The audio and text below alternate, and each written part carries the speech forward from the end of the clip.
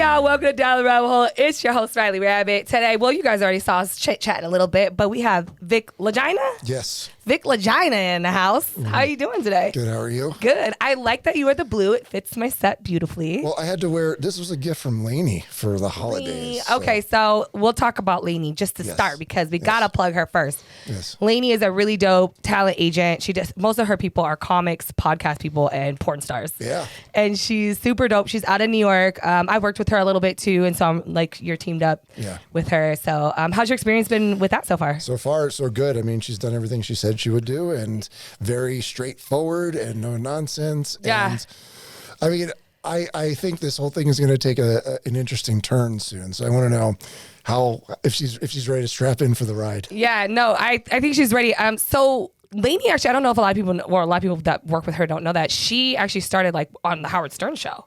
Like booking talent for Howard Stern. Okay. So that's how she really got into that field. And then she works with a lot of big comics and adult industry people. So she knows what she's doing. She just got to make sure that you're going to show up first before she pulls off the big shit. Yes. So I blew it one time with her. Oh, okay. Yeah. See, I told her, I said, listen, you're never going to have to worry about me missing a gig. I will always be there 5 minutes, 10 minutes early. Yeah. No, you were on time and I appreciate that because we have waited hours sometimes for people, and I'm just like, is it even worth the interview at this point? So imagine trying to shoot porn with that mentality. Yeah, oh yeah, on a grand scale of it's Brazzers. Terrible. Yeah, I know. Oh, it's terrible. It's terrible. And even with Brazzers, like the process is like you got to shoot your pretty girls, and then you got to do the stuff together, and then you got to do. So it's like if they're late, that sets the whole day. Yeah, back. imagine being a producer in Las Vegas and you got someone on a plane and they missed their plane for whatever reason. It's so tough. It's so tough. Yeah. So for people who don't know who Vic Legina is, give us a little feedback. So I was a producer and a director for all the entities. First it was Mansef, then it was Manwin, then it was MindGeek. From, let's say, 2003 when I started messing with the guys until 2020 when COVID hit. And when COVID hit and the business changed forever and the pendulum shifted, that was when they no longer needed me. Yeah. Yeah. They didn't need me and my overhead and the studio and all the moving parts because all the money was being diverted now to the creators. As it should have been. Yeah. And I'm not obviously I'm a creator, so I'm totally for pro creator. I'm not for eliminating the production side either. I think there's a good balance for both people to win. Where the issue always came for me is when it leaned totally towards just the people who own the companies. So when was your first shoot? So I interview a lot of people. I've actually never done a full porn scene. I've only done OnlyFans creation, stuff like that. But I was in the adult world because I was escorting for a long time. So I was at the bunny ranch, I was stripping, so I've done everything but full blown porn. But just from the feedback from the last 3-4 years of just interviewing people in the adult industry, they're always like, they just sometimes don't take care of the talent. And it's always been like a reoccurring. Yeah, well, that was always my big thing was because I wanted people to come back. Yeah. And especially when you have people coming from LA to Vegas, you don't want to waste their day. You want to make sure that getting up that early in the morning to come to Vegas was going to be a good day, a happy day, a productive day. Yeah. And that was the big drive for me when I was booking people and shooting, and they knew what to expect. They knew when they get here, no funny stuff. We're going to work. We're going to get it done, and I'm going to get you back home. Yeah. And you have to have that kind of mentality if you want people to return.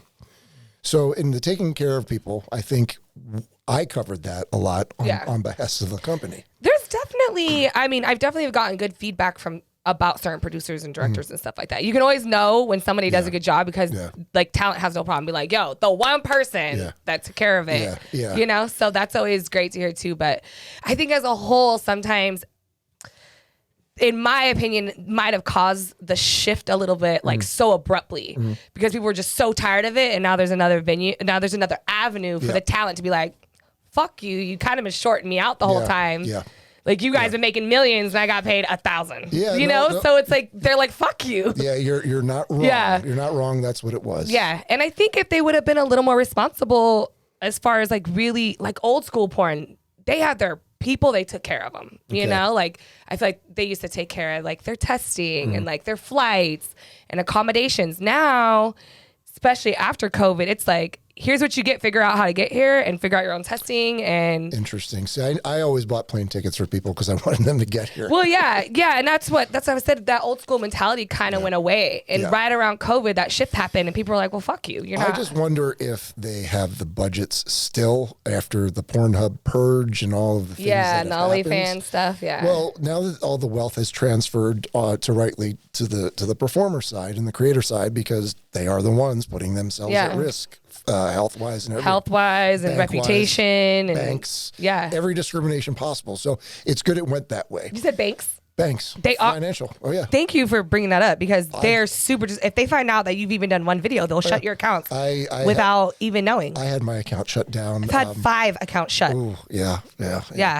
So really, at the end of it all, I think once all that shifted, now they're being nice to the performers and they're really rewarding them because they need your traffic. Yeah. And they need all that. But crews, producers, now this is why I had to get out, because the money, I didn't think it was going to be there anymore to justify the paycheck. Because the bullshit was really thick towards the end. And really, it was just, I couldn't justify it anymore. And I don't think, because they had to pay the talent so much money because they needed the traffic and they needed their brands. They had to cut somebody out. Right. And I had a pretty high overhead, and I had a crew of 8. Yeah. So, but you had a lot of, from just, doing my little research, you had a lot of expertise. I mean, you've been doing it for years. Yeah. And I think that was starting to show its wear by the end. Yeah. Especially with the new generation of performers and the new, I guess it was really the demands that were being asked of us and the type of content that they were asking and the ridiculousness of it. Do you feel, where do you think that shift was? Do you think it's like social media? Like, did it become more silly to you, or did it become like, where was it was demand was different and how, in what way? Because they were having us do, it was really the ad moments that you would see on Pornhub. And all those ridiculous clips with the eyes open and the squirt going everywhere. It made it almost too unrealistic. It was like, marketing became, it wasn't even secondary, it's tertiary, where the sex and how it looked, that wasn't really important anymore. It was, how crazy can we make this shit? Theatrics of it. Yeah, to get people to click on an ad so they would join Brazzers even on a trial basis or a monthly basis. So there was a lot of times I was questioning what the hell I was doing. So for you, was it more of like a performing art for you? So you feel like the art was gone and it was just more about like clicky stuff? Well, okay, art. Because to be honest, it is art. Like, people get crazy with their editing and their lighting and their. I understand, and I always believed you should always, if you're going to take money from someone, do a great job. Yeah. And give them the highest quality. So that for you, it's just about quality. But also it was a whole thing. It was like you want people to feel comfortable, and you want them to come back, and you want to have a day be fun. Although fun is a bonus, and there was virtually no fun towards the end. I could tell you. Okay, I see what you're saying. It just got to, like, we have to hit all these things, otherwise. Right. And shit trickles downhill. You get the orders from the top, from Montreal, and then you have to decipher them with your crew. And I had a good crew, especially towards the end, although they always were bitching about something. Like, everyone has always something to complain about. There's crews in like different cities, right? You have like a couple Vegas ones, you have LA ones, you have the Miami ones, you have the ones in Europe. They had everyone all over the place. Yeah. So, and then, then you have to manage talent, which for a while there, I was actually really good at it because I can understand it. Mm-hmm. I can understand my generation. I can understand the generation after mine. The younger generation, the Gen Zs and everyone else. What is the major differences that you see in the different talent between those generations in this? When I started seeing IDs of people born after 1995, okay. We talk about this all the time. Yeah, I had to realize, okay, so that whole thing, they're dealing with phones, they're dealing with iPads, they're dealing with social media. That's how they're communicating. They're not talking as you and I are talking. And when we're dealing with something of having consensual sex on camera, talking is very, very important. So when you're trying to communicate something or something's not working and you're trying to get an answer from the performer, what can we do? And you still don't get any answers, or you get a bunch of non-answers. It became very difficult. They don't know how to just say, hey, this is, I could definitely. They just look at you like a blank stare and then they get emotional. Yeah. You're like, wait. Yeah, they operate they operate independent of verbal cues. And when you're having sex on camera, you have to be able to speak up. Yeah. And when I couldn't understand anymore, I liken it to a father not being able to talk to their millennial, their Gen Z daughter. Yeah. And I'm supposed to direct them having sex on camera. Yeah. Hello, slippery slope. I think it's... Yeah, you're like, it's time for me to exit. Yeah, and I think by that point, and I think everyone around me saw it, of how much I was like ground down to like a stub. Yeah. Where people were like, you are fucking miserable. You need to get out. Yeah, that's tough. Yeah. We having like nightmares about just set. I've always known like any job that I've ever had, once I start dreaming about it too, I'm like, I can't escape in my dream. In sleeping, it's time to go. It's too much. It's taking over. But that was Thursday for me. That was every day. And I had a good support staff that helped. But you know, I keep weird hours. I will be waking up at 4 o'clock in the morning. And that's actually good if you have a porn star coming to Vegas. Yeah. And if they don't show up, you got to get ahead of it because you already have your set built and you've already got to do whatever you can to get the day done. Yeah. That was how I was really good at this job because I was able to manage the chaos. Yeah. And think as a producer. And that came from higher education and work experience before porn, and I was able to manage all of these variables. Like you, as a producer, you have to kind of predict what's going to go wrong and have a solution already there for it. Yeah, for sure. Especially if you're outputting, I mean, sometimes we were outputting 25 shoots a month, 35 shoots a month. So it's so much. I've dated in the industry, and it's just like, it's nonstop. There was like, here's a scene here, here's a scene here, here's a scene here. When you want to come here, and I'm like, whoa. Yeah. So they don't. It's so much content. Yeah, so much content, and it's never enough. And if the work is there, you take it and you work. I mean, especially if you're not a performer, you're relying on the production. So my MO was like, let's just keep delivering for these guys, keep making them wealthy, and we can keep this going as long as we are sane. Yeah. So because you did mention like before porn, right? You had obviously a lot going on already because you were in school and stuff. You're from the East Coast, correct? Yeah, I grew up outside of Philadelphia in the suburbs of Philly. And then after high school, you know, I went off to college, and I am a TV and film production major. I got my Bachelor of Science at Syracuse up in upstate New York. Nice. And then after that, after freezing, I was like, okay, I'm done with the cold weather, and I went down to Miami. Yeah. And then got my master's at University of Miami, while also being a producer in corporate and commercial videos. So, you know, down in that area in Florida, there was a lot going on. A lot of porn. Yeah, a lot of it had shifted to Florida at that time. Well, no. So this was before porn. This was me doing before I went to the dark side. Oh, yeah, before the dark side. Yeah, exactly. So were you already kind of a dark boy anyways, just not at work? Dark? No, not. I mean, on paper, I'm a fine, upstanding member of society. I pay my taxes. I've never been inside of a jail cell. Nice. Never been charged with anything. Can't say I haven't broken any laws, but they're usually... You never got caught, though. Yeah, so. They're usually drug-related, and, you know, and that was it. But overall, no, not dark. It was birthed out of financial necessity because I was in debt. Okay. After being in L.A. in a relationship that, say, went sideways, and I invested in her, you could say. She was an aspiring rapper. And I know. We were laughing about this when you first came in. Okay, so... Lady sends me his bio. This guy, you know what I mean? I'm like, okay, dope. So then I got interested. I'm skimming through the book. And it was just so cute because he's like, my white girlfriend rapper who we can't really tell, like the baby jabs are killing. Yeah. Well, it was one of those situations where on paper it could have worked. Yeah. But the problem was she just wasn't very likable. Oh, that's hard. You can't make up a personality. Yeah, I mean, she was beautiful, model quality. Yeah, had a terrible backstory, which was great for street credibility in terms of her life. Yeah, that's pretty tough. But well, speaking of, you talked about that a lot in your book. So you wrote this book, Filthy. Yeah. Yes, I wrote Filthy over an 8.5 you got it over year there? period. Let's see it. I love the artwork on this. Oh, thank you. That was super dope. Yeah, that was an artist I met on Jam Cruise. Yeah, this is beautiful work. Thank you. Yeah. Yeah, I was working on this for 8.5 years, and I usually would update when we had a moratorium. Yeah. When someone popped for HIV and we had to shut down. Okay, let's add more to the story because the story keeps going. People don't realize like they shut down the industry when something like that happens. Yeah. Like it's like a halting. Nobody's filming. It's like put your camera down. No more shooting. Like that was the rule. And you don't get paid if you don't shoot.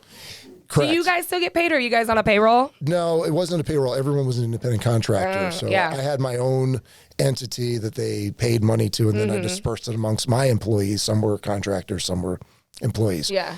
But you're right. But we would get paid, like when a day went sideways, when the company was getting more cautious, I would insist. I was like, you got to pay my crew like half. And then after a while, like as captain, a lot of times I was like, don't worry about me, worry about my crew. Yeah, I mean, that's the responsible thing to do. Right. But then after a while, I was like, you know what? Things are going sideways more often. So yeah, I need to be compensated because, this is horseshit. Yeah. Yeah, I mean, they don't take cuts at the top, so. Right. Exactly. Like, what the fuck do I have to take one for? Yeah. So I'm taking one for my team, but you're not taking one for your team. So what are we playing? We're not playing on the same field anymore. So yeah. So basically, anytime we had a moratorium, I would keep adding to the story, not knowing when the story would end. Now the story was mainly a journal. Yeah. Because I needed, I would always have people wanting to know about my life and what's it like to direct porn and all these porn stars and all. There was a certain point where I was like, you know what? I just think I should just write this book. Write it down, give it to people. But something happened when I was writing the book over the 8.5 year period when I saw what a shit show my life was. And it's kind of different when you write it on paper, how you're like, whoa. and you start seeing patterns and you start seeing things that, maybe it's time to turn a corner. Mm-hmm. And so it was very cathartic for me to do this and get it out. Now, when the porn music ended, and it was time, and the porn music. Yeah, porn musical chairs. Like it was over. It was done. Now what?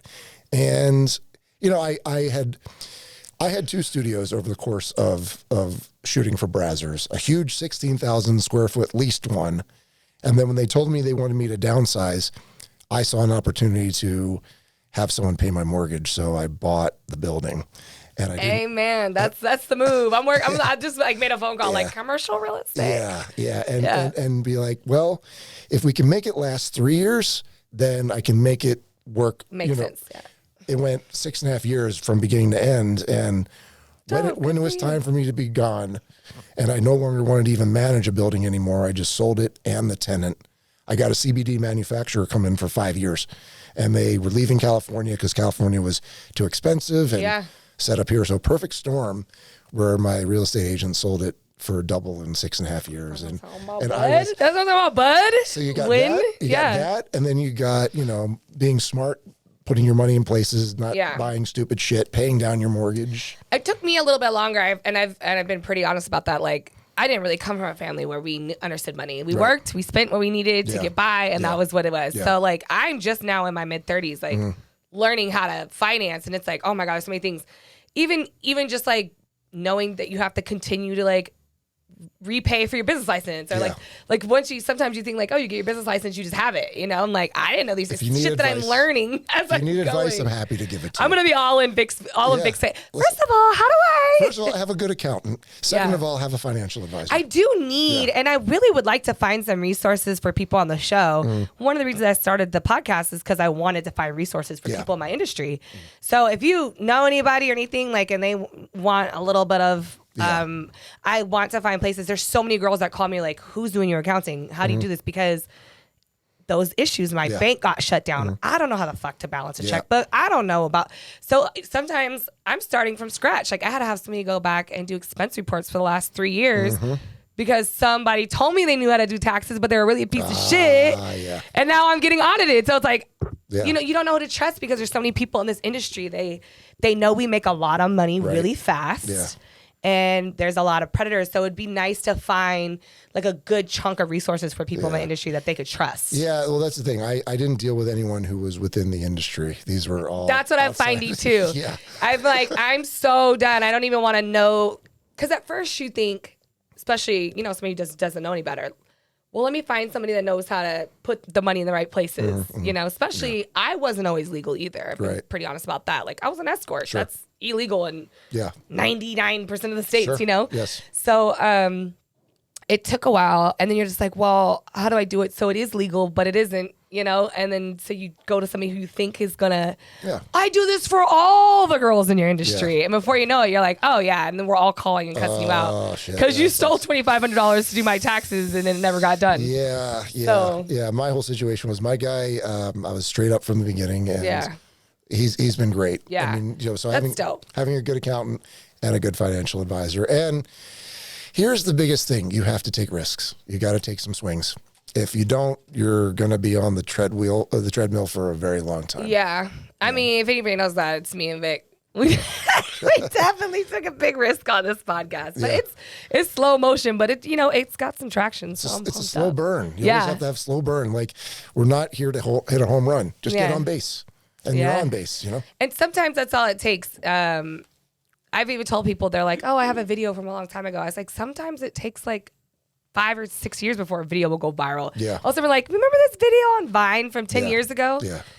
Sometimes I've realized, actually, Vic put me onto this. He was like, you got to fall in love with the journey. And if you don't, then you're going to kill yourself a little bit. And I feel like maybe that's kind of a little bit what you did in your book. Like, writing it, you learn to fall in love with your journey. What's next? I did. And, I'll tell you, when I was done shooting, I mean, I fucked around with shooting girls in their OnlyFans after the Brazzers stuff was over. And I had mixed feelings about that in general, but when it was all over and I had nothing but time to ponder my existence and my previous time and really answer all the questions, that's when the more eye-opening things happened, when the more rewiring, healing, whatever you got to call it, all happened because I was writing it and I was thinking about it and I was acknowledging a lot of the things that were going crazy and all the insanity that was happening. And I think when I was writing the in memoriams of a lot of people in our business, it really shined a bright light on why I was self-medicating so strongly during certain times. Yeah. And I also think too, like recapping the journey and realizing how dark it was like, all right, well, do you want to fall into the abyss or do you want to crawl out and find the light? Time to wake up. And I found the light and it was great. And I was able to rewire, because you know what, I think you might understand this, the amount of shit we normalize on a daily basis. It's correct. It's not normal. It's not normal. And sometimes I have to I take major breaks. It is probably most frustrating to my but I'm just like, I gotta go be grounded and normal for a little bit. Like I gotta go chill with my pets at home and turn the phone off and just put my feet in some sand.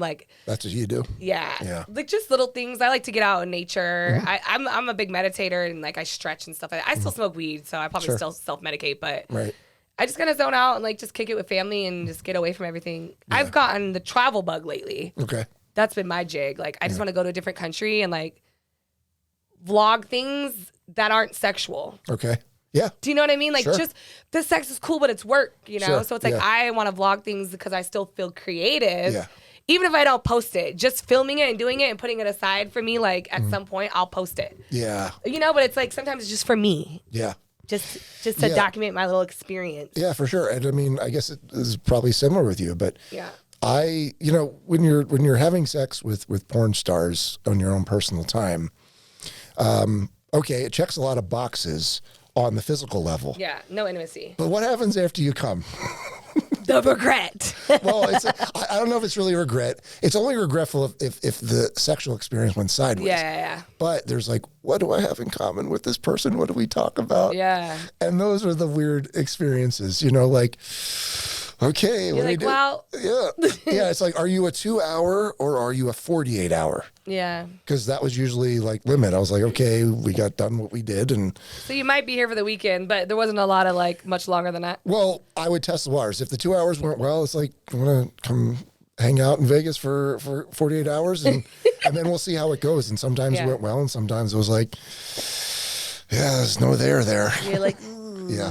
Well, I think it's just part of dating. Dating in our world is very complicated. Dating out here is complicated in Vegas. Which is another reason why I'm just I don't know if I could stay here. Right. Why I need to go other places just to get it. It's very, like I said, you start to normalize things, which I'm still, I feel the biggest thing for me has been, it was able to let me figure out how far my boundaries were before they shut down too. Because I felt I was kind of still in a box even though I was in the adult industry because I was in the escort world. Okay. It was still very transactional. Right. And it was like, if it wasn't that, like, just don't talk to me. Right. So I wasn't getting very much personal interaction. Sure. So then when I started and I retired from that, I started doing more personal things. And then it was like, well, how far does this go? Right. You know? And then I started doing stuff that I'm like, never thought I would do. But I was like, oh, I'm enjoying it. But then I was like, same thing. It started to get dark. And I'm like, nah, but now I know where the actual boundary is for me. And I was able to like reset me like, okay, that was cool, but nah, that was too much. So I'm here now. Here's the problem I have now. So all of like the crazy sex, like I've gotten to the point where if we're going to get into that act, I know for certain because I've had chemistry with that person, it's going to be ground shaking and earth moving and, you know. I'm a more intimate person. It has to be, otherwise I can handle it myself, you know, and without the weird chit chat afterwards, you know, you can do that. But the problem is, and this is the catch 22, sex workers have experience. They, as far as I'm concerned, like any civilian out there, you can't keep up. They got big shoes to fill. Like, it's hard. You're a little tainted with the good stuff. Yeah, so it's like, okay, so what's important? Like mediocre sex with a cool chick, or you know, or mind-blowing sex with somebody I'm never gonna speak to again. Right. Yeah. So that's kind of what I'm up against at the moment. But I definitely understand that because like I've dated porn stars too, and I've dated regular guys, and it's just like, and I've dated clients, and you know, so each one of those has just been a very different experience. So for sure, but and I detail some of them. You know, a lot of the relationships.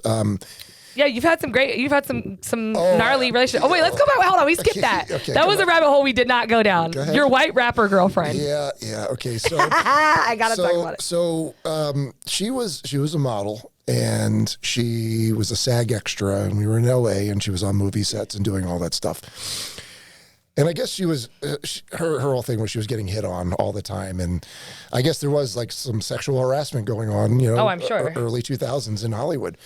So she was like, I'm tired of it. Sexual harassment in Hollywood? Yeah, like, who would have thought? Who would have thought so then I was like, okay, so what are you going to do? She's like, I want to be a rapper. And I'm like, okay. And now mind you, it wasn't so far-fetched because Eminem was huge at the time. Like 8 Mile just came out. Lose Yourself wins an Oscar. Yeah, it's early 2000s. It's like she has a dark history with like her father murdered her mom. I mean, we talk about there's trauma you can write about. So I was like, okay, well, can she rap?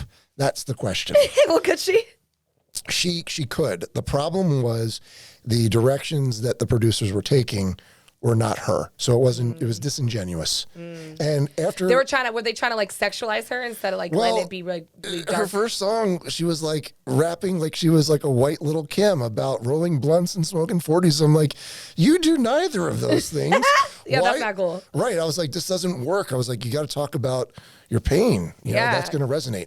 I think the problem was though, after looking at the videotapes, because you know during COVID we were all like trying to figure out like something to do for the day. Yeah. I cracked out a bunch of videotapes from that time frame, found some fucking gems of like great stuff that actually are in the audiobook.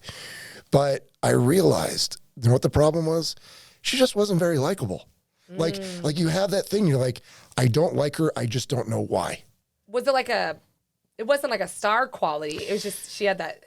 I think, okay, so... What was that girl's name? Shannon Doherty, yeah. Everyone's just like, God, she's just kind of a... They don't like her. Well, or she was a bitch. Well, maybe she was. I remember my mom was like, always like, God, she was always in the paper about how people were just... They would always attack her back in the day. That was the case. She was like, heard the stories. Kind of same industry, or same idea. Yeah, well, with her, like, we did a couple appearances, showcases at like the Rainbow Room on Sunset. And let's just say the black women didn't embrace her.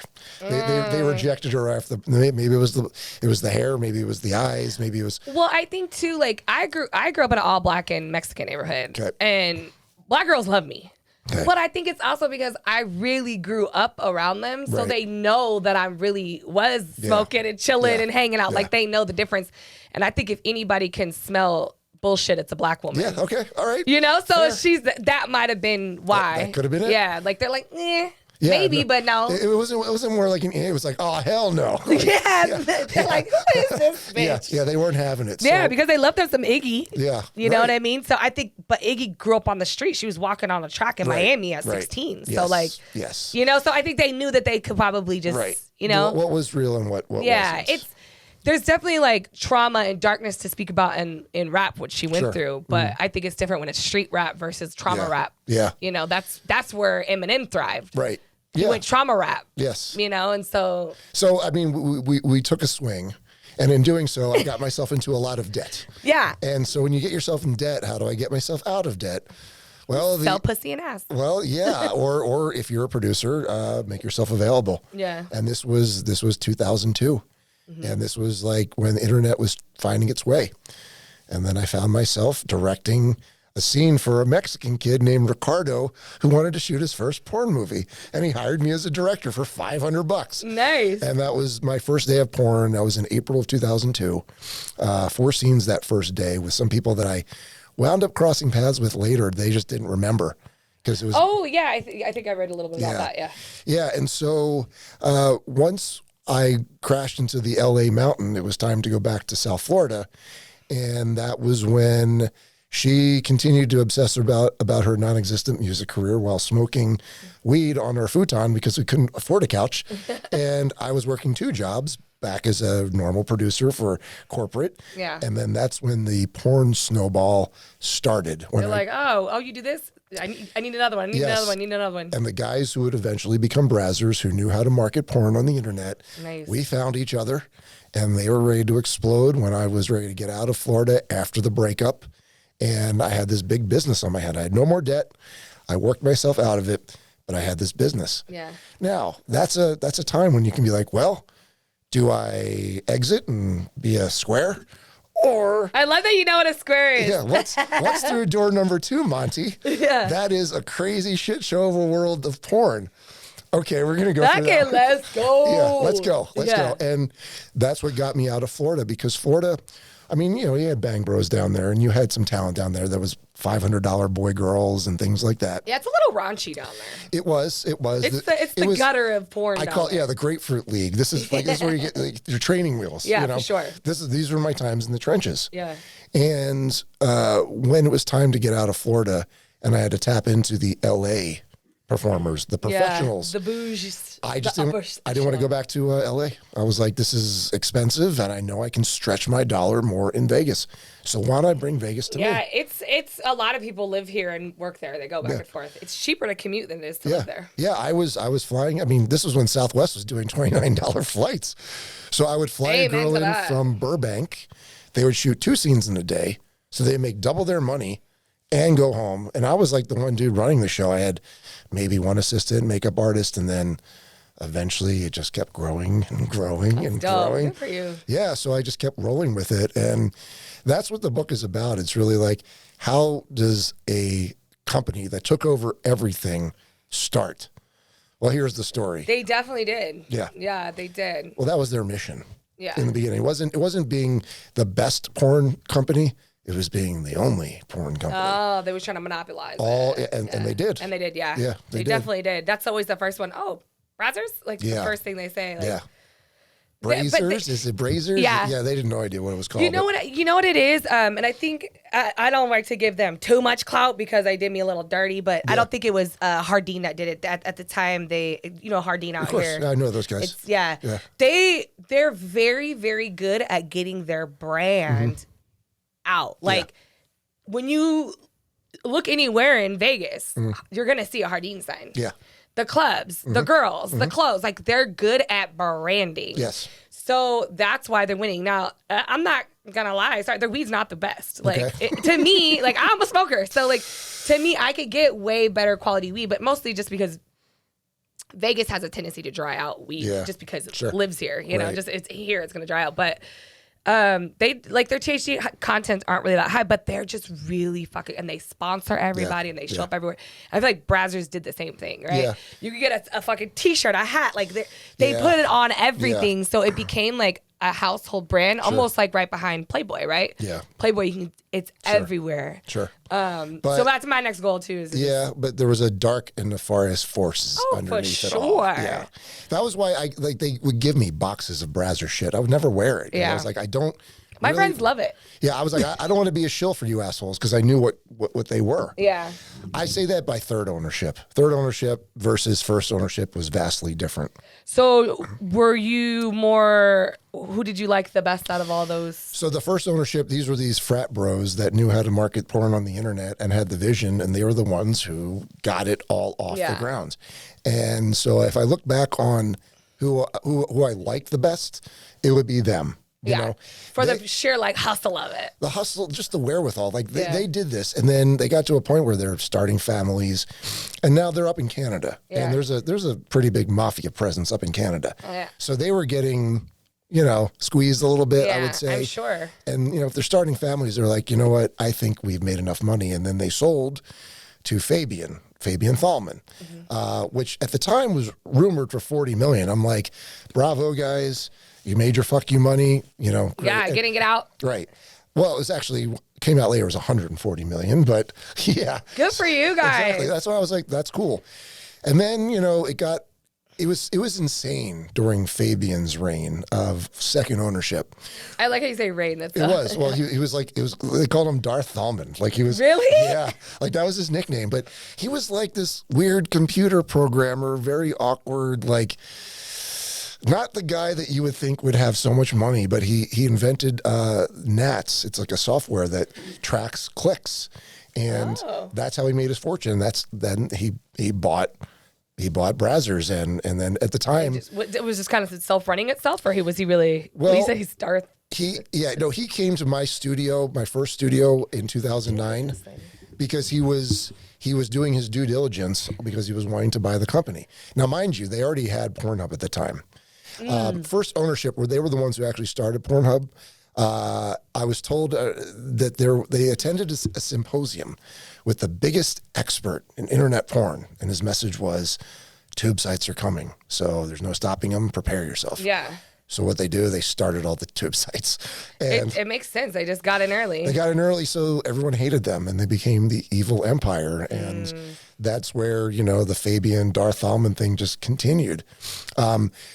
But the thing was, if you remember back around that time, that was like 2010, 2011, the economy sucked. Yeah. We were in a big recession, and they had all the money. And so they were the guys at the strip club making it rain and throwing. Yeah. So all the performers, even though they were bitching, snatching all the jobs. Whatever, we're still getting blessed. Exactly. So they kind of started gobbling up all these companies. They bought Twisties, they bought Babes, they bought eventually Reality Kings. And then he got arrested for tax evasion in Germany. That's right. Yeah. And once that happened, then third ownership took over. And then they gradually sucked all the joy and fun out of the job. And I'd say they were the most efficient. Nazis usually they made it more like corporate, like let's. Well, it was already corporate by the end of the first ownership. Okay. But they were the efficiency experts. Have you ever seen Office Space? Bunch of Bobs everywhere. Bobs everywhere. Yeah. So it was. I mean, they knew what they were doing. They just viewed everyone pretty much as disposable and replaceable. Yeah. So where you had the original guys who were like, I'm giving you a bonus because you just rocked these 10 scenes. Here's 10 grand. Yeah. Versus, that was nice. Okay, here's the next job. And if you fuck up, you're done. Yeah, that's always been the biggest. That's the part where I say they just didn't take care of their people. Yeah. Because it's like, these people are making you millions of dollars. Yes, agreed. Yeah. 100%. Yeah. But that was the reason why I was like, okay, let's have a reality check. There are no golden parachutes in porn. Yeah. And I'm dealing with shit on a daily basis, so I need to be sure that I have mine at the end. Yeah. And I think because of their mentality, because they were gluttonous pigs, because they were not respecting who was helping them get there, that got me to the point where I was like, when it's over, I'm not going to have any regrets and have any bad feelings because these guys are dickheads. That sucks though, because it seems like I have so many people come in and they're just like, I've had people literally be like, porn saved my life, right? They're still at the beginning stages of their porn life. Right. I'm like, yeah, and it did because they were able, like you said, it cleaned up my debt. It got me in a position where I could start a company and like have some assets. It just always sucks. I feel like with everything big, there's always like some evil little dark side to it, So, but that does suck. And I feel like because they have such a good brand, and there are some really loyal people to those companies, like they're diehard signed up for it. So. But with every great thing comes a bad thing. So this is your pending death. Yeah. Well, yeah. I mean, look, the way I see it is like this book. If you sum it up, Vic Legina's swan song, because he was created to shoot porn. That was the whole birth of Vic Legina from the beginning, and no idea it was going to go this crazy. But now he's no longer necessary, and he's got a couple things to say. And here they are. There they are. Yeah, I skimmed through a little bit. It was pretty good. I got to read I read a couple chapters of it. It was pretty good. I'm not gonna lie. I actually wanted to get into it, but I had so much crap to do. It's actually one of those books that's like broken up into so many different sections. I noticed that too. Like I was like, oh, I could read this, and I started reading another one. It was almost like a whole different story. Right. Like I had to keep it because, like, look. Yes, my life has been a weird shit show and a Look at this existence. cute little Jewish guy right here. Look at that guy right there. Him's cute. Yeah. No, I mean, my narrative, as bizarre as it was, is not enough to carry a book, I don't think.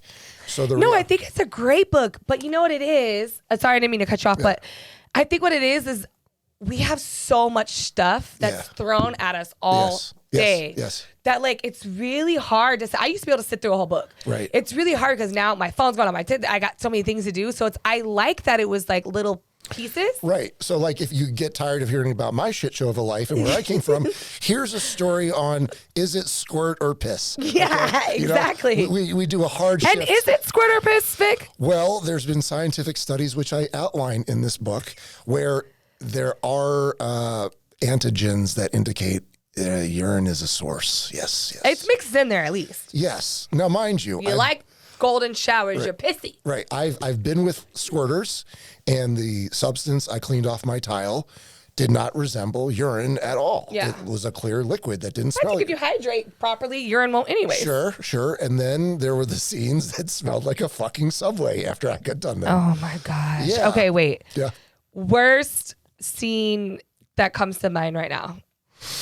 You don't have to name drop unless you want to. I'm not. No. Scenario. I detail a couple in there. So here's the thing. Like, I think with all humans, smell is the strongest sense. I mean, it brings us back to childhood memories, brings us back to a time and place. Mm-hmm. When you're encountering it, you can feel it sometimes. Yeah. When you're experiencing that at work. And your entire soundstage smells of rancid vagina. You can put that in the category. This was a bad day. And you really feel bad for the male talent at the time because if they don't come, they don't get paid. And how am I supposed to come? And this bitch smells like butthole cheeseburgers and shit. And how do you tell a woman her vagina is a cesspool? How? Also, sometimes the anal ones too, so like it's going between the two, like, and it's like butthole and rancid vagina. I'll say this: I appreciate a lot of the male performers, and I tip my hat to them quite a bit in this book. Yeah, because they're the soldiers. They're your anchor. You might have a woman they're selling it. Their popularity, they're the product. But he's got to keep it long and strong. Those are the guys. I kept those guys very, very busy because I knew even, there was a live show where literally liquid shit was piling up on the dude's torso. Oh, no. And he went to the wiping station, wiped it off, and went back into battle. He got truffle buttered. And it happens. It happens. And that's the thing. Like, we were so good at not showing that part. Mm-hmm. That it really was able to just really put. Why didn't she do her stuffs before she got there? She just claimed that she was a vegan, and there was a whole like lame excuse that made no sense. But she looked like she was.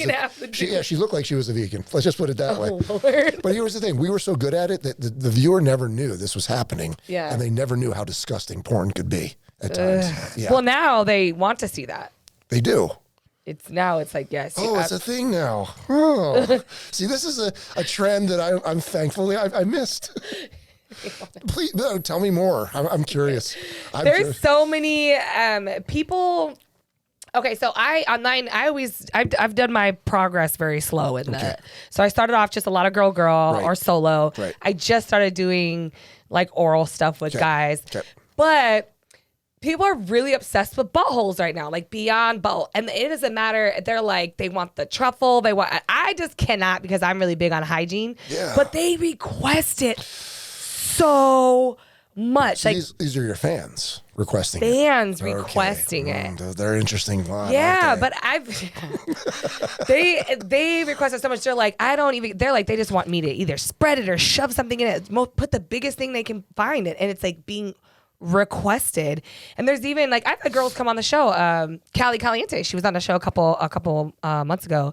And she's like, yeah, like, I don't feel like my anal is where it needs to be. Like, yeah, I got a whole dick in there. But if I can't get like she was like, really?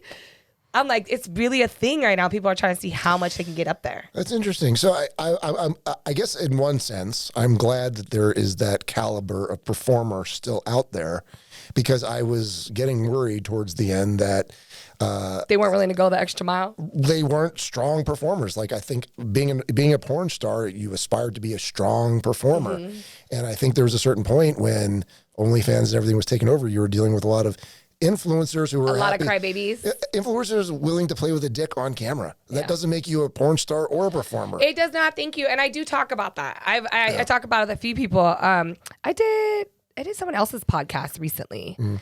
And they're like, oh, you are a porn star. I have never been on a set with cameras in my face getting fucked. I'm not a porn star. Yeah. I do content on my OnlyFans. And I think there is a huge difference. Yep. It takes a different level. It's just like saying, oh, I'm an actor because I went home and filmed myself doing Shakespeare in a book. That doesn't make you a fucking actor. Yeah. Do you know what I mean? Right. Like, until the pressure is on, you don't get there. So I admire people that can, I'm really good at talking, but I don't, that's a whole nother level. Yeah. Like, just being a woman completely with 5 cameras all the way around you, guys trying to keep his dick up, people are talking to you, holding a position where you can actually see the dick coming in and out is painful. You leave sets. I leave photo shoots back as trashed. Yeah.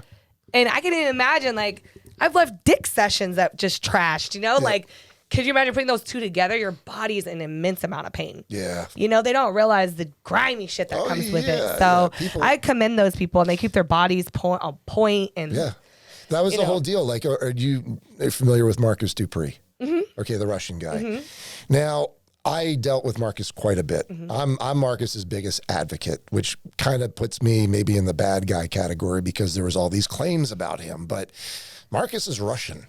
Okay, if you ever dealt with a Russian, they're very strong lot. Very direct. Mm-hmm. But you know what? I'm from the East Coast. We're also very direct. Yeah. And the one thing about Marcus was sometimes he would walk onto set and no one would say anything to him. And he'd be like, pieces of shit, disrespectful, like all of that. And I'm like, you know what, dude? You're right. Like, if someone comes into your building or your studio, hi, I'm Vic. They should speak, right away. And so me and him, right away. That's the generation gap for me, though. Right.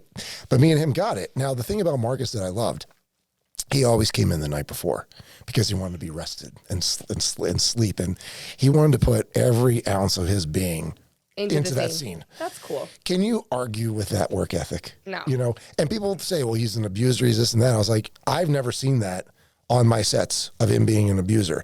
What I saw were performers not saying anything and then later claiming that he was an abuser. Yeah.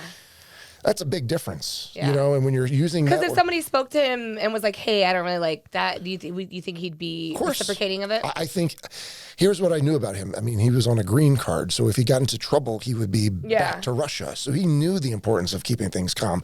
And you can't keep things calm if you're an abuser who likes to inflict pain on people. Yeah. So. But he's like, if I'm shooting and you're not telling me to stop, I feel like that's what I'm supposed to do. And there's also there's a fine line. Okay, I've dealt with a lot of great performers where you're watching something, you're like, wow, she's really selling the fact that she's enjoying the sex. But then you get the story afterwards that there's a completely different story going inside her brain that you know nothing about. And you're like, if you don't know what you're shooting, whether it's genuine or not, that's a problem. And that's the problem I was seeing myself in. And if I couldn't discern if this is a performance or this girl is going through emotional turmoil right now, I don't know what else I could do because they're not talking. They're not saying anything. They're just taking it. Yeah.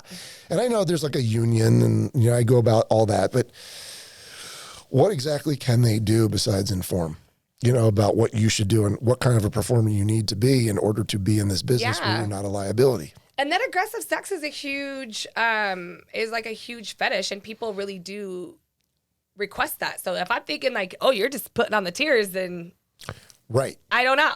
Right. Especially if that's what the scene calls for. Right. But I've noticed that too. Like my ex was, I'm not gonna name drop because I don't give a shit about him anymore. Right. But he was pretty diligent about checking his script before and seeing what they wanted and were requesting. And I think when you're, like you said, when you don't take the time to figure out what they're requesting on the fucking set, and you're just trying to get every scene and not realizing that might be too much for you. Sure. Yeah. And I think, like, you know, we always got the information out ahead of time to the agent, and it was always up to the agent to give the information without screwing up anything. But you're right. Performers, they should have ask these 10 questions. What am I doing? Who am I working with? Like, and if you're not asking those questions, doesn't the burden fall on you? Yeah. You know? You don't feel though there's a lot of like, if you ask too many questions, they'll just skip out on you.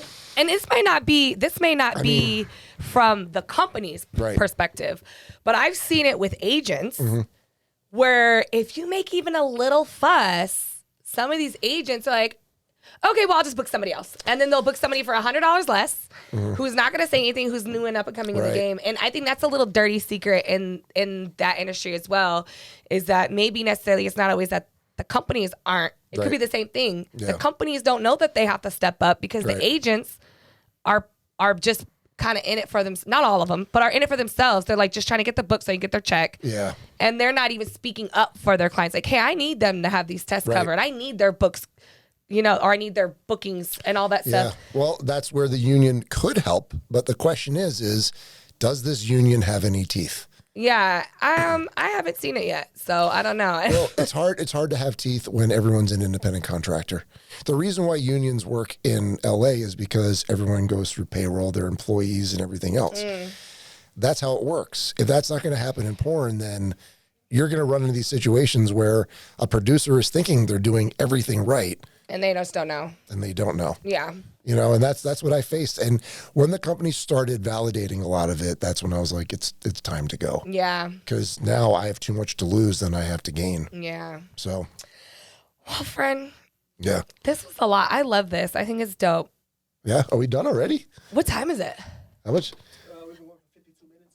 We got locked in, Fred. Oh, yeah, we can keep going. Oh, I'm down to keep going. Tell me. Okay, wait. Let's see. First of all, let's talk about one of your favorites here. Okay. Well, you have something bookmarked in here. Oh no, that's just a sticker I just put it in there. Do I get to keep this? Yeah, I'll write everything. I love it. Yeah. I guess your mission would be let's sell a couple copies and we'll be it'll all make sense. I love it. Well, where can they actually find it?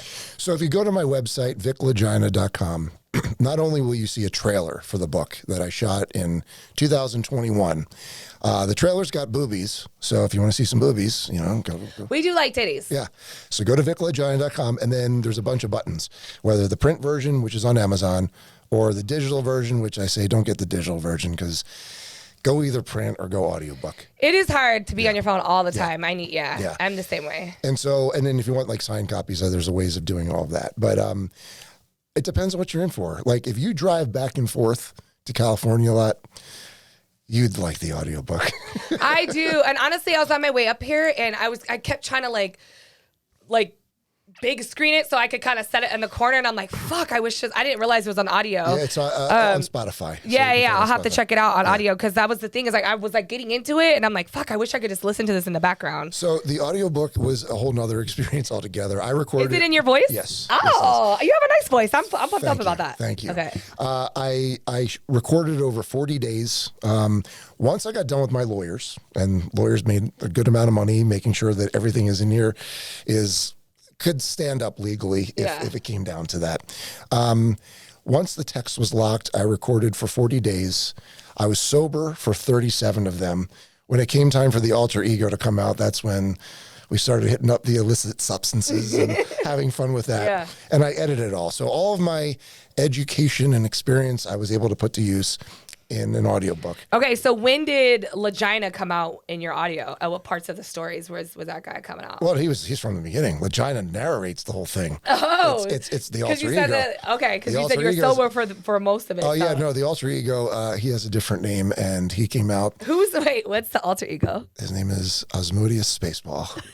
Oz for short. Yeah. Yeah. How did you come up with that name? I don't know. I was probably on acid at some point and be like trying to come up with something. But So wait, how is Lagina's not your? No. Yeah. So you have multiple alter egos. I suppose, but Let me find out you're a schizo. Yeah. Well, maybe. Yeah. No. The reality of the situation is like we're branded with a name at birth. Okay, is that who we are? Not really. It's just a label. What somebody decided to give us. Right. Vic Legina was created to shoot porn.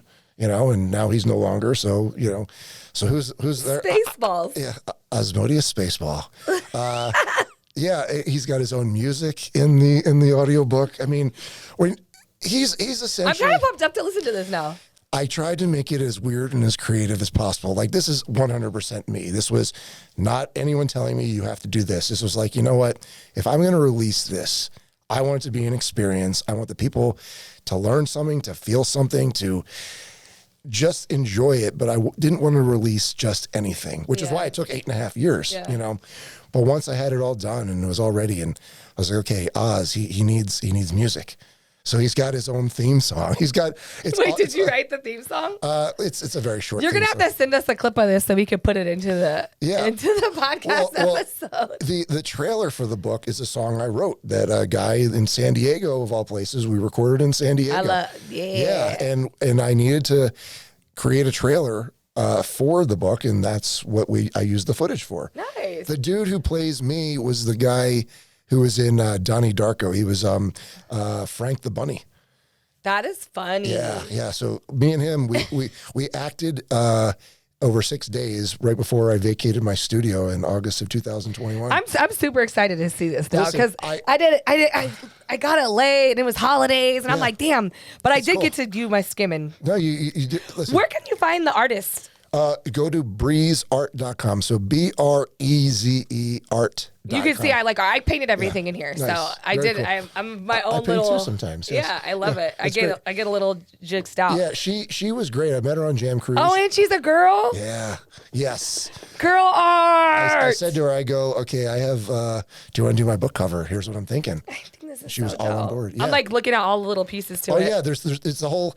You got a girl stripping in the hair. It's an Easter egg hunt in the whole thing. I love it. And sometimes you'll read something in the book and then you look at the cover, you're like, oh, there it is. That makes sense. There it is. So overall, I wanted to create an experience. So I say, if you are more of an audio book person, listen to the audiobook. Yeah, I definitely am. I know I can read, but sometimes I just be like, eyeballs. Yeah. Well, not only that, like there's things I reference in there. Like the prologue is a live orgy at my house that the cops raided literally 15 Some of minutes that's after just better when you tell it and you can hear the. But I pull actual audio clips from a lot of the things that I'm referencing. Oh, so here's the thing. That's fun. Well, yeah, and it's also like people can say like this shit didn't happen. I was like, no, dude, it did. Yeah, you can hear it. I can prove it. Yeah, like all of it is. How are you an orgy kind of guy? Orgy? Like, do you like participating in orgies? No. I mean, I wouldn't call myself any particular kind of guy. Yeah. It's always just a chemistry vibe. So wait, so you don't have any little like this? Like, I really like this. That's my kink or my little like thing you need. I love eating vagina. You're a pussy eater. Yeah. I honestly, I like turning on my partner. I like giving them orgasms. Yeah. Because you want a repeat customer, don't you? I like your thought process. The only reason I asked is because we didn't even get to talk about this. So I'm having AVN is in a couple weeks. Right. AVN is as you know our porn Grammy Oscars for porn whatever. It's the big show. So that's in a couple weeks at the end of Vegas. They're doing it at Resort World. A couple people have asked me. I throw these like sex parties, right? Right. But I don't like calling them sex parties because people feel like they have to have sex at them or it's going to be some big orgy. Sure. I just realized that people in our industry, we still like to party bullshit and have like a club kind of environment. Yeah. But we can't always do that because one, people hypersexualize the fuck out of us, right? Sure. So it's like sometimes we want to be sexual without like the whole fucking, just everyone staring and gooing and guying and putting the cameras in our face. Yeah. So I started creating this with one of my exes, I started experimenting more in swinging. Like I said, I kind of went down that road and figured out where my boundaries were. And I realized like every swinger club I was going to was like borderline creepy. Like it's a bunch of old people. There's a few hot people in there. And even with couples, they'd be like, oh, the girl's hot, but I'm not really all the way into girls. I've heard this so many times. You know, and it's like they got the ugly ass husband or other way around. Like the guy's hot, but the girl's like, what the fuck? I don't want to fuck your girl. Like, take one for the team. And I'm like, I feel like I'm always taking one for the team. And it's like, Jesus Christ. Yeah. So, but anyway, and so we went to, I don't want to bash them, you know, but I'll give them some love too, because I fuck with Green Door. For what they're doing, that's great for those people who like that voyeurism and like that dark kind of sneaky, sleeky side. Yeah. I like to party and fuck. Right. So I want to find a party where I can fuck. Right. And I want to be able to like have a club and some bottles and have bad bitches come out. But if I want to start sucking my man's dick right here, I can, you know? So that was the environment that you're hoping to create. Yeah. And I have been. So I've done one in New York. That one did really, really well. Okay. But I also bring out all parts of the adult industry. So I bring out a couple like dom girls. So we have a dungeon. I bring out a couple dancers. So people who are really into like stripping and stuff are going to have a live fuck show. But I also have tables, like nice set up cabanas, so you get that club kind of like upper scale thing, but there's wild shit happening everywhere. We got a mechanical bull. I'm gonna do some like nude mechanical bull competition stuff. All right. So it's gonna be it's like a big shit show with like a party environment. Are you vetting people? Like, how do people get to go? So that would be my concern. I sell tickets, one, and then I have special areas. So I always create like a VIP area. Okay.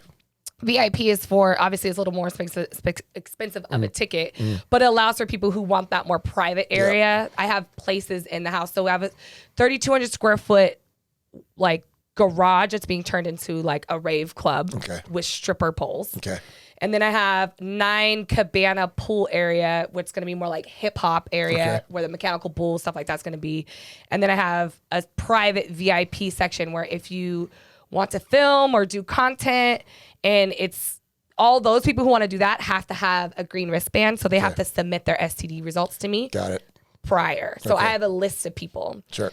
So we have a lot of that like after party shenanigans coming in, but I will have security at the front of that VIP area, and you can't get in there unless you have VIP and a green wristband. Sure. So it like allows people who want to be in a wild environment to be wild, but it allows people who want to be safe and like dip off to go do that as well. Yeah. So you could go into the dungeon with we have Miss Dolly coming. She's a madam. She's gonna come, so you can go like get whipped in there if you want, have that whole experience. And then if you want to come back out to the party, you can come back out to the party. Got it. And this is right after AVN. It's the AVN after party. Yeah. Well, it's the rabbit hole official AVN. Yeah, I was wondering, like, do you have like competition? Like, are there other parties that people are throwing? And I don't know. I don't care. Yeah, you're doing your own thing. They might. I know AVN has their official after party. I've kind of in my own like peer group of people who've been on the show and stuff. They're like, when the fuck are you having a party in Vegas? So everyone's like, what's up? Yeah. Because I've had one in Orlando and I've had one in New York. We're doing one in Houston for my birthday. Sure. So it's kind of become a thing. Yeah. But yeah, there's going to be some bigger name girls, like some of the girls who are on the award shows and stuff. They're all coming to host. Okay. That's kind of how I get fans to buy tickets. Sure. I book the girls to come, and then they also, if you get a VIP ticket, you also get to like take pictures with the girls who are hosting, get special, and it's unlimited food and drink. So I'm gonna have a food truck out there. Yeah. I got 2 different caterers coming. We got hibachi and someone on the grill. So you just buy an unlimited food and drink wristband. Oh, nice. So that's cool. That way you don't have to. There's 100 valet parking spots. No one has to drive. I don't want you to drive. We're not that far from the strip. It's less than 10 minutes from the strip. Right. Please Uber, but we also have places for you to park if you need to. So it's going to be a blast. Yeah, it's going to be. Listen, the one thing that you have to just always be sure of is the testing, because the testing pool has gotten. Yeah. Testing is big. I've actually made several announcements about it. And people know they're signing consent forms. Like once they have that responsible, like I have been tested with a green wristband. Yeah. They're not allowed to shoot with anybody or like, I'm like, once you sign up for this, you're committing that, like, green on green, you don't do shit with anyone who doesn't have a green wristband. How are you going to police that? Because they're not allowed to do any of that unless they're in VIP. Okay, and you have to have the VIP. I understand. Okay. You have to have the VIP thing. Okay, you're trusting. Also, I have a lot of security walking around, Okay, so yeah. I will snatch shit off of you. Yeah, you're trusting adults to be adults. You know. I mean, at the end of the day, you had like you Sure. still have to be responsible for yourself. Of course. So if you don't want a fucking STD, Yeah. like make sure. But a lot of the girls that get the wristbands, like they're performers. Right. Yeah. So they're not gonna risk it usually. I was always like, you know what always happened after AVN was like, you know, all the cancellations I would get because they have the flu, the AVN flu. Yeah, the gonorrhea flu. I mean, all of them. I Yeah. just remember there was always something, you know. Yeah. So that's the only thing I'd be worried about. Yeah, no, and then but you know, people are doing it anyways at a swinger club. I know. Like there's swingers that go in there that are not tested and they're just hooking up with anybody. Sure. Yes. So I at least feel like the fact that I'm being so responsible and letting people, like, I've already had like even fans, they're like, I'm gonna go get tested too just because I want to have the wristband in case like I want to get my dick sucked somewhere. I'm like, cool. Don't fucking come to my party Right. trying to get your fucking dick sucked because if I see it, you're getting kicked out. Yeah. And I will blast you out. Like I've made Yeah. it very like consent forms saying You're they check your. shame. Yeah, I will shame you. Do not come in here with that bullshit. That's okay. That's But good. you know what though? People have been pretty responsible, I think, because of the talent and because of the swinger industry. Even my last party, like someone was like, "Hey, I did get tested, but it was 14 days ago." And I'm like, "No, it has to be 7. I'm sorry, it's too Yeah. close to avians.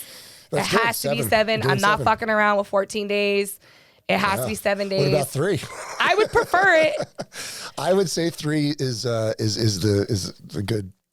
I would prefer it, but I do have to realize too that is a short window with avians because there's so much going on. People are going to have to leave AVN to go test. They're gonna have to, and that line is ridiculous. Yeah. And there's a lot of people. There's 3 or 4 days of avian convention stuff going on before the party even starts. Right. So it's like I can't. It's kind of hard to. I would be worried just because, you know, we know what goes on during AVN. Whole lot of fucking goes on. I know. Yeah. I'm very aware. Yes, but yes, me too. I'm very aware. So I'm hoping, you know, at the end of the day, I can only be responsible for what I can be responsible for. That's why everyone who walks in, like, anyone who buys a ticket, they have to have a consent form signed. That's cool. Like they know what they're walking into. I hope it goes like huge for you. It's gonna be Vegas that's gonna fuck me out of all of them. I haven't had any issues at any other parties. Yeah, you think Vegas will be the? Vegas might be the bullshit. It's a good guess. There also will be condoms. You don't have to fuck raw, guys. Yeah, Like there. Yeah, the condoms suck and they smell. They and do feel suck, terrible. but you know what sucks even more? Yeah. A burning penis. Yeah, drippy dick. Yeah, that's Drippy dick sucks more. Yeah. It's, you know. Yeah. We were touching on the ick factor. I mean, do you remember 2017? There was the ringworm outbreak. Do you remember that? Oh I my haven't heard God. about ringworms. So here's my take on the whole thing. Like, I swam in the muck, okay, you know, and I can say that, and I did things with performers that I asked male performers to do as well. So I was on the front lines, okay. And when we had the great ringworm outbreak of 2017. Okay, you know what ringworm is? It's a fungus. It's not a worm. Yes. Right. It's a little round fungus. It just looks like a worm because it kind of just. It's circular and it itches. It itches a lot. It's like little pustules, suckles. So there was an outbreak of it, and I was told by Ryan, the guy head in production, that we need to get a hold on this, or else California, you know, It's gonna shut down. They're gonna shut everything down. So I had to put a very long email, like preface to my email. If you show up, or if you have ringworm, that's okay. Cancel yourself out. I will not be mad. But if you show up with ringworm and you've got on the flight and we started a day, then it's going to fall back onto your agent and everything. Like I had to. Yeah, I have to be really rough about this. But I got ringworm from patient 0. And I know who patient 0 was because I was told by who it was. And her agent told her, just put some cover up on it. And that's how it got into. See, but this is that shit that I'm talking about. Right. Like the agents are Right. low key kind of grimy. I agree because they're looking out for the dollar. But then I was like, okay, that was worth it. But I look at things now when I hear about the gonorrhea plus and the mycoplasma genitalium and all of these things, and I'm like, okay, the muck is no longer toxic; it's radioactive. So it is. So I'm just worried on that concern. This is the thing. That's what I'm saying. I'm facilitating environment for people to be adults. Sure. I'm creating a place and a space for you to be private. Yes. I'm making it as clean as I possibly can. You're doing what you can. After that, it's kind of fucking on you. Yeah. Like I don't really like orgies. Right. I have a good time. I've had some, but they've always been very personal. They're never with random people. Yeah. Like it's always like something that me and somebody I was dating kind of did. I don't really like getting fucked in public. Right. But I enjoy being in environments where people are getting fucking wild. I like to watch somebody fucking squirt on a stage. That's hilarious. Michelle Boss did that last. She had some girl like above her, like drinking her squirt. Like, if you want to be a wild fucking slut, this is the party. You're going to be a wild slut anyways. Yeah. So like, come do it at my party. Yeah. And it's kind of on you, you know? Like, at some point, please don't come here with the bullshit. Yeah. At that, like, I'm gonna touch base with you, and I want to know how. I'm gonna get a call. Legina, you fucking jinxed me. Sorry. No one's coming to my parties anymore. Sorry for bringing all this reality down. No, it's real, but I talk about it almost every day right now. Okay, good. I really bring it up, but I'm like, you do not fucking come to my party. Do not, and I'm like, you cannot buy a green wristband if you're not on my fucking list, and I don't have it. I'm the only one that approves them. So I'm very big. That's big, cool. big Listen, I will be your echo chamber because everything you're saying is responsible. Yeah. That's the way it should be. Well, and a lot of the girls this is big too, and I don't know if it's different with the industry, but I've worked with more content parties. Mm-hmm. And it's a big deal at content parties. Mm-hmm. Like, you can't even walk in the door unless you have a test. Right. Okay. Like, don't fuck around. If you're coughing. Yeah. So I think just because of the people that I've been dealing with, they know. Like, they'll get eliminated. Okay. I've had one situation with somebody misbehaving. Okay. And I literally told them, if this happens again, you will not be allowed at any of my parties. Okay. And she shut it down. Okay. Okay. Like, nice. Strike one. Mama Rabbit don't fuck around. Good. They know don't play with Mama Rabbit. I love it. I love it. Mama Rabbit do not play. Yeah. I was like, listen, I had somebody kind of cross some swinger boundaries. Okay. We can talk about it for a second. Sure. The swinger so the biggest thing about swingers is trust, right? Sure. And respect of each other's partners or whatever. So I had brought somebody to one of my parties. He wasn't really from that world, but he was like, I'm open-minded to it, whatever. So I let people know I didn't put a green wristband on him or me because I wasn't shooting and neither was he. Right. So this one girl just kept, and she's known for like the dogged out scenes. I mean, she's going to take like 10 dudes at 60 are coming filling her up. Okay. Like, taking a lot. She's a cum dumpster. Okay. Right? But that's her shit. Okay. She's known for that, and she's cool with that. And I don't knock it. That's what you like to do that. Sure. It don't work for me. Right. I'm a hygiene person. Right. Yeah, that's a lot of... I don't care how many fucking 80-year-old dudes got fucking tested. I don't want that much 80-year-old cum on me. So I don't want that much 20-year-old cum on me. It's not happening. And she's a dope human as long as she's sober. Sure. Yeah. But she crossed a boundary because I kind of let her know I'm not into it and it's not going to happen. Mm-hmm. And I think you're cool, whatever, do your flirting, but chill out. Yeah. She went behind my back and got his number. Mm-hmm. And he told me, he was like, oh, she kept bothering me about the number. So he's like, I just want to know, I did end up giving it to her, but I'm just like, I'm not from this world, so I don't know. So I had to call her like, hey, if you're... No disrespect. Listen, I get it. He's fine. He's a gorgeous man. Mm-hmm. But I can't invite you to swinger environments where you're being disrespectful to the boundaries of partners. Makes sense. That's where it's not okay because other swingers are feeling like I'm going to be able to come to a place where people here are going to respect my husband and me and whatever relationship I come in. So if somebody tells you no, bitch, you back the fuck off. Yeah.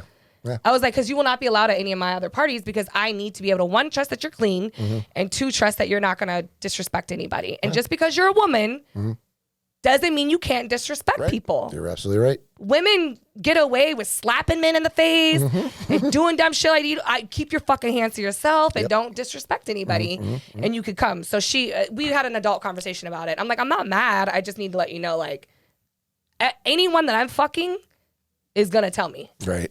Because we have a very open relationship. Right. So I'm just big on that. So don't come to my fucking party with STDs if you know. Yeah, well, you're setting high standards, and that's good. That's all I can do. At that point... That's all we could do in the adult industry is to set high standards. Even with the green wristband, you know that people are fucking. Yeah. So that is a risk that you're taking. Yep. There's going to be bowls of condoms everywhere. So if you don't like condoms, you're taking that risk just like you're an adult. Makes sense. Yeah, so Absolutely. that's that. But right. I'm ready to get butt naked on a mechanical bull. Okay. Mechanical bulls are my shit. Okay. That's the thing with you, huh?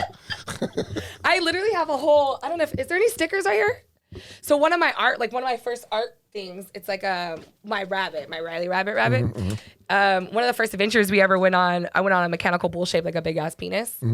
And so that kind of became like a sub logo for us. Yeah. So that's cool. But I've won multiple bull riding mechanical things. How long? I think the longest I've done is like a minute and a half, 2 minutes. Wow. Okay. And they were going crazy. Okay. All right. But look at this is my mechanical bull penis right there. That's great. Love it. Nice. I do like a mechanical bull. These legs is made for more than walking. Absolutely. You know, I got a little strong grip in there. You could definitely crush many a man. You know what? People ask for that a lot. Like the whole thing, you. they want me to crush stuff with my legs, like pineapples, and I can't crush it. No. Well, the pineapples are weird. They're very coarse. What about a watermelon or like a cantaloupe or something? No? I guess I just haven't tried. They always ask, and I'm like, what? I should start crushing random things with my ass and legs. You just never know what's going to sell. And watch it be like for the rest of my life. I'm crushing watermelons with my ass because of this conversation. Everyone's like, please. Yeah, we hit on gold here. The only thing that I've done with watermelon is accidentally threw up watermelon on someone's dick. Oh, okay. But they loved it. Yeah, it happens. It happens in porn. Yeah. Yeah. They loved it. And I sex. didn't mean to. I just really like watermelon and I was fucking it up and it just gag reflex and it was just pure watermelon. Yeah. No, I've been vomited on before by accident. I mean, it happens. And the guy told me it was more about the dedication. He was like, the fact you just kept on sucking. Yeah. You just rubbed some dirt on it and just kept on going. Love it. Yep.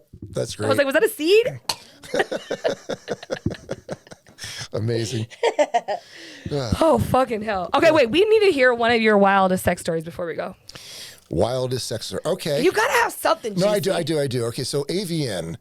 So this was after my third relationship. The third relationship was actually okay. I mean, we weren't functional, but we definitely loved each other. We had a good time. We just it just wasn't meant to be forever. Well, it's hard to have.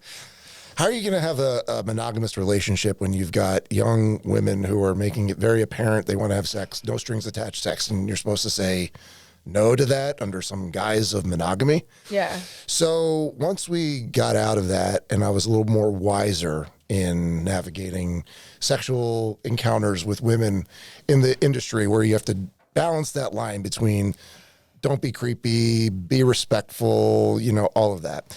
Well, AVN was one of those times where, I don't know, you just walk all around. inhibitions. Yeah, you just walk the floor. You say hi to someone, you get a text from someone, you want to go upstairs in my room. Like, it was that easy. It is that easy. Let's go fuck. Like, okay, hey, real quick, meet me in the ice room of the Hard Rock on the second floor, and okay, and then quickie there. Like, that's what AVN was for me. I miss the Hard Rock days.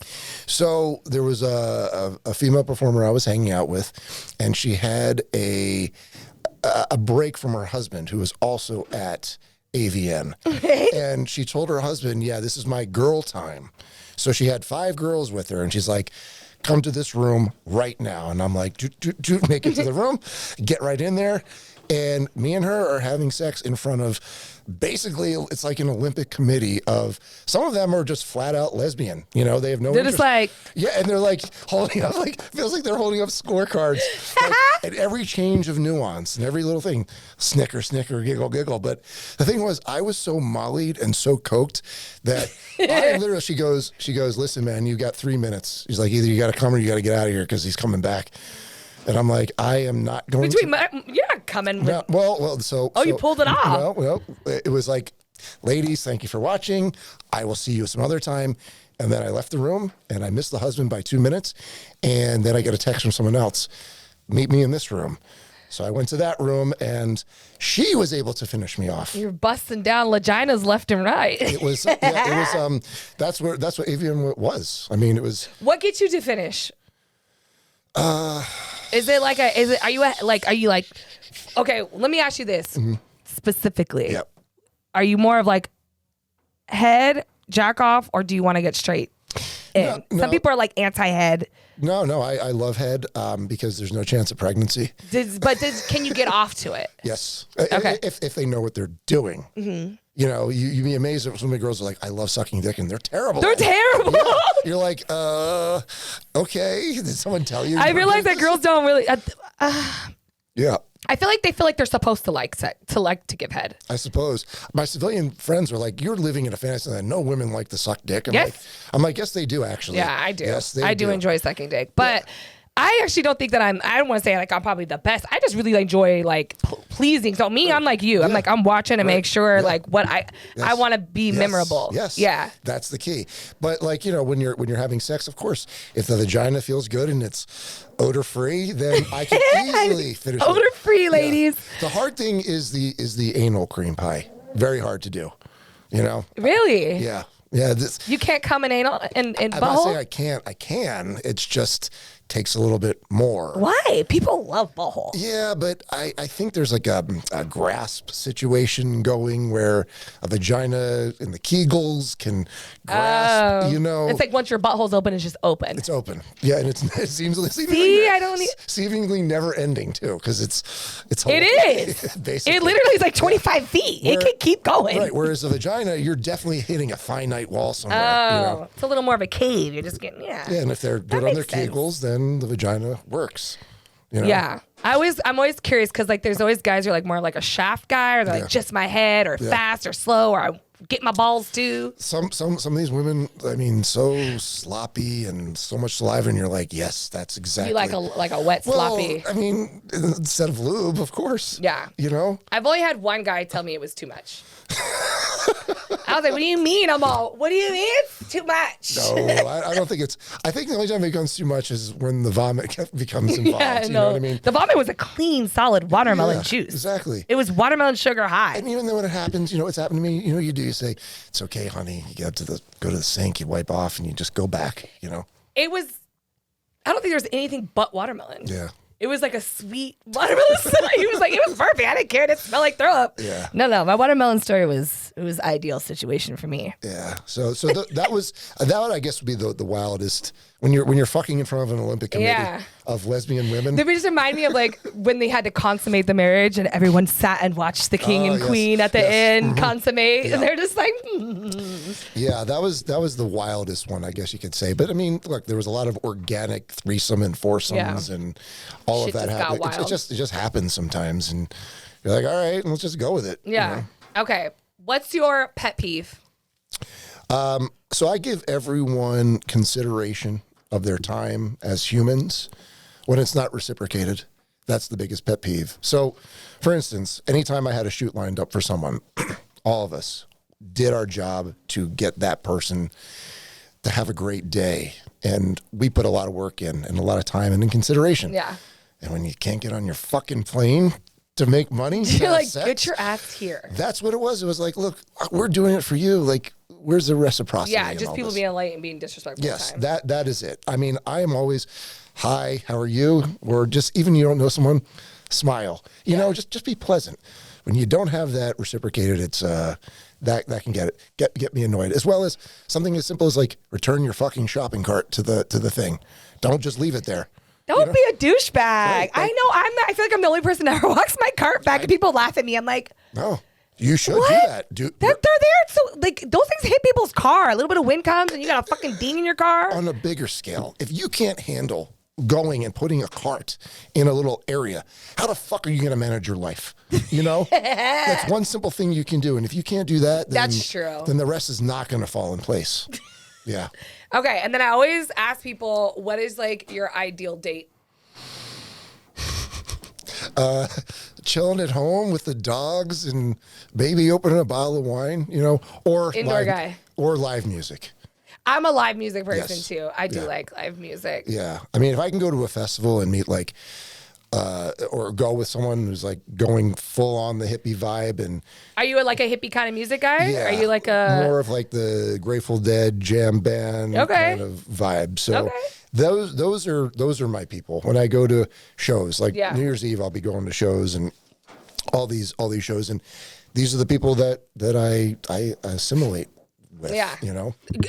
Animal and music people are usually like the easiest people to go along with. Yeah. Yeah, the easiest. Yeah. Okay, so are you gonna come to my party? Am I invited to the party? You are definitely invited to my party. I can put you on the guest list. Okay, all right. You came on my show. You showed me some love. Okay, I will say we are on the needle of more. You don't than have likely. to do anything. Well, here's reality. Okay, this book here, kind of started some ripples, and some people. Did you piss some people off? I did, and I don't want to have to like. If someone has a problem with me, create a scene, that kind of deal. Well, good thing is we have security. We don't create problems, and if there is a problem, then somebody will be whoever throws the first jab has to go. Listen, I'm very honest about the book. It's not anti-porn in any way. I couldn't be anti-porn. No, but I make fun of all of the fucktards in our industry, and there was an ample amount of them. Well, if you weren't a fuctard, you wouldn't get talked about. That's how I feel. Don't be an asshole, and you won't get asked things happen to you. And I think a lot of people too have been shunning me because they still work for the monopoly, and the monopoly may not want me to get to promote this book because it talks a lot of shit of what they used to be. Now, my whole thing is they're now fourth ownership. They can be whatever they want to be. Yeah, show me something different. Right. So I want to actually. I was going to tell you this. So they settled with the Justice Department, ALO, which is the company now. So they acknowledged that they profited off of sex trafficking in the form of videos that they knew were not verified. Yeah. So, and they are paying a fine, but they need to monitor. They're assigning a monitor to the company for 3 years as a probation, while they're also to make sure that everything's in line. And they're also paying the victims. Okay. As they should. Now, here's the deal.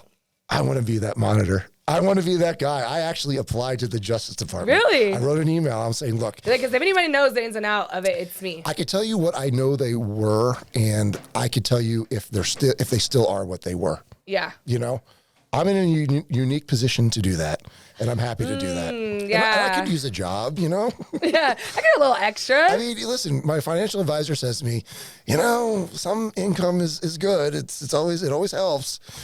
He's just living your life right now. I've been like, no, I'm chilling with the dogs and playing the piano, and it's time for another wake up. It might be. I think. Look, I'm bored for that. Special Agent Lagina at your service here.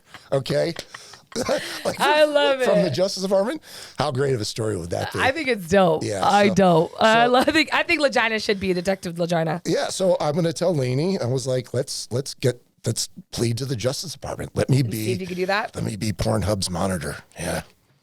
I like it. I hope you get it, dude. I hope you get it. Fuck them. Pornhub's got to do better. Exactly. They made a lot of money off of us, and it's their turn to do their just due. Yes, I agree with you. Mr. Lagina, we do have to cut it soon, absolutely, but absolutely. I love this book, and I wish you the fucking best of luck. I hope that you come to my party. Okay. Bring some hotties with you. You're ass. Oh, you want me to bring the hotties? No. You don't have to. There'll be a lot of hotties. Okay. But if you got some and you want to bring them, I'm not going to be mad. It's going to be the 27th. 27th. Okay. 27th of January. I will be around. Location will be disclosed the day of. Okay. Well, we have each other's digits. It's pretty close though. Yeah, I still text. That's what I do. Yeah, text is easiest for me too. Yeah, text is easiest for me. Yeah, I don't do all the other shit. So, it works for me. Fuck it, email.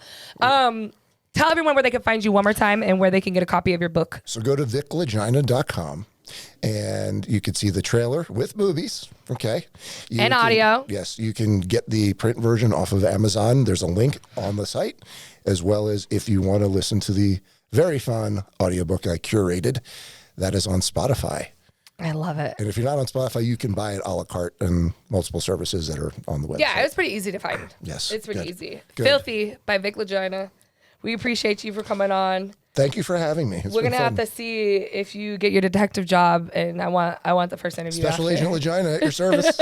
Don't sign anything where you can't come on my show, okay? Yeah, God damn it. That's okay. Thank you so much for stopping by. Thank you, Lainey, for fucking hooking us up. Lainey always has come up with some good talent. I love working with her. Yes. Hopefully, I think she's up for Agent of the Year again. She was up at Urban X. Really? She was nominated this year, so good shout out for her. Right on. Yeah, thanks. I'll have some book signings too. I think we're putting some together in Manhattan. Manhattan and Miami. Nice. Yeah. You're in Vegas, correct? Yes, I live here. Yeah. So next time I'll be here for like a week right before Avian. Okay. So I usually go on adventures with people. I kind of had like a shorter time frame in Vegas this time, but we got to go on an adventure too at some point. Well, I've been here for almost 18 years now. So we'll find something fun to do. Yeah, it's kind Go of a my little while. time. You might see some titties. Okay. I enjoy titties. Titties are always I fun. appreciate you coming on. Thank you guys as usual. Make sure you guys check out patreon.com/downtherabbit or DT Down the Rabbit downtherabbithole.tv. If you guys want to see any exclusive episodes behind the scenes, there will definitely be footage from the Avian after party coming up soon. And any photo shoots I got going on will be on there as well.